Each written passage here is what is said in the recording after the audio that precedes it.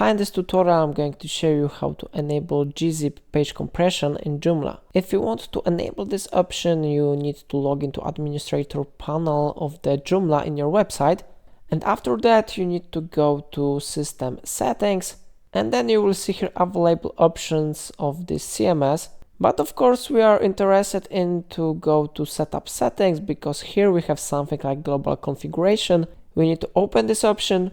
And now site settings should be displayed here. We need to change the tab to server settings, and here on server settings we have something like Gzip page compression.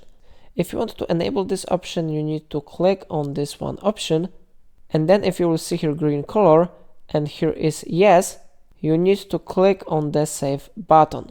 Then configuration will be saved and Gzip page compression will be successfully enabled. If you want to disable it, you need to click on this one option again, and then you need to click save button. So in this way you can enable or disable Gzip page compression in Joomla. If I helped you, remember to like this tutorial and subscribe my channel. Please let me know in comment if it's of your problem.